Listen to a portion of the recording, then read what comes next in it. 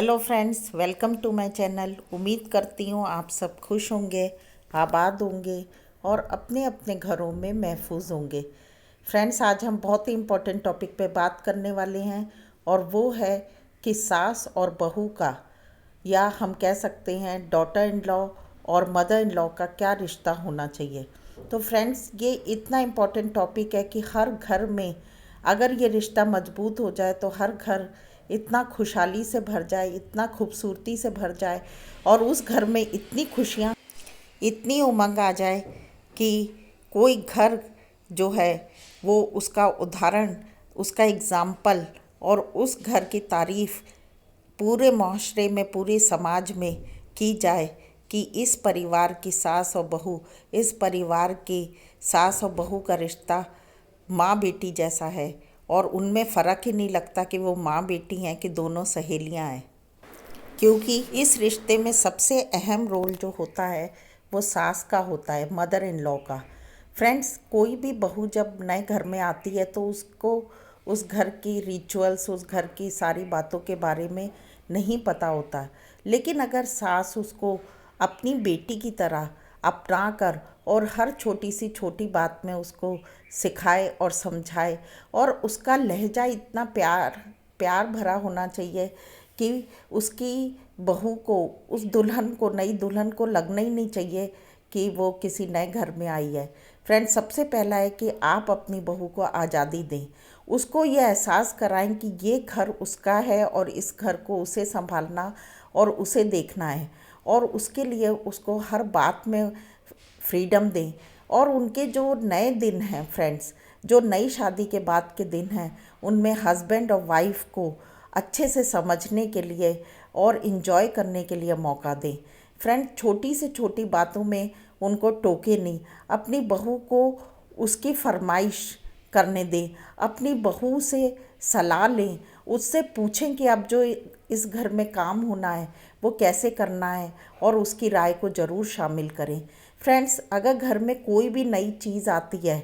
तो वो होती सबके लिए है, लेकिन उस चीज़ को आप अपने बहू के हाथ में दें कि उसका काम है कि वो उसको कैसे इस्तेमाल करेगी, या अगर घर के सारे मेंबर्स के लिए तो उसी का काम है कि वो सबको देगी।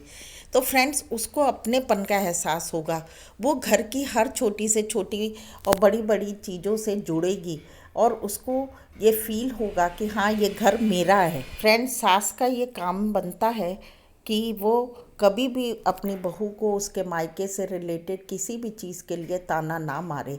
क्योंकि कोई भी लड़की जिस घर में बड़ी हुई है, जिस घर में पाली पोसी गई है, उस घर की या अपने माँ बाप की बुराई सुनना कभी भी पसंद नहीं करेगी। और फ्रेंड्स, उसका मन छोटा हो जाएगा, उसका दिल टूटेगा। और हमेशा ये कोशिश करें कि अपने बेटे को भी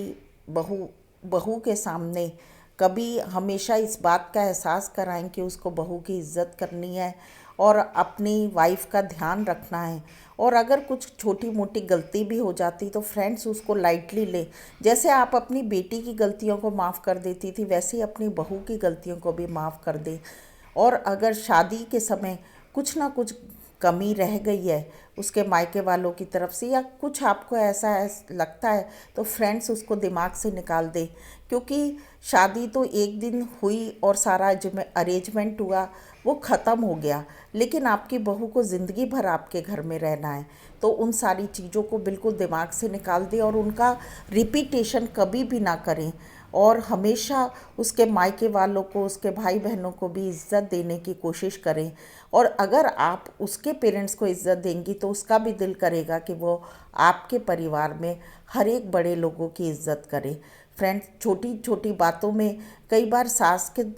से कहे हुए शब्द जो होते हैं वो इतने चुभ जाते हैं, इतने बुरे लग जाते हैं कि वो नहीं बोल नहीं पाती, लेकिन उसका कहीं ना कहीं मन टूट जाता है। फ्रेंड्स, अपनेपन का एहसास कराएं। आपके बेटे की वाइफ है, आपके बेटे की जीवन साथी, आपके बेटे का हम सफ़र है, उसको इतनी मजबूती दें, इतना कंफर्ट दें, उस घर में उसकी इतनी इम्पोर्टेंस होनी चाहिए कि उसको लगे कि ये सारा चीज़ों को मुझे हैंडल करना है और मुझे संभाल के चलना है। और फ्रेंड्स, अगर आप उसे सपोर्ट करेंगे, अगर हर सास हर घर में अपनी बहू को सपोर्ट करेगी, अपनी बेटी सहेली की तरह रहेगी, तो फ्रेंड्स आप भी बहुत खुश रहेंगी और आपकी बहू भी बहुत खुश रहेगी। और जब सबका मन अच्छा होता है, सबका मन खुश होता है, तो उस परिवार में खुशी आती है, उस फैमिलीज़ में हमेशा हर काम अच्छा होता है और आपकी बहू आगे चल के आपकी आने वाली पीढ़ी के लिए भी एक ब्लेसिंग का कारण बनेगी। फ्रेंड्स उम्मीद करती हूँ आपको मेरे ये सजेशंस, मेरे ये एडवाइजेस पसंद आए होंगे, और अगर पसंद आए तो आप इन्हें शेयर और कमेंट करें, बेल आइकन को भी प्रेस करें ताकि मेरे नए वीडियोस का नोटिफिकेशन आपके पास जल्द से जल्द आए और हमेशा आप उन्हें देख पाएँ। अगर आपको लगता है कि आपको किसी स्पेशल टॉपिक पे कोई वीडियो चाहिए तो आप मुझे कमेंट बॉक्स में बताएं और मैं भी कोशिश करके आपकी उस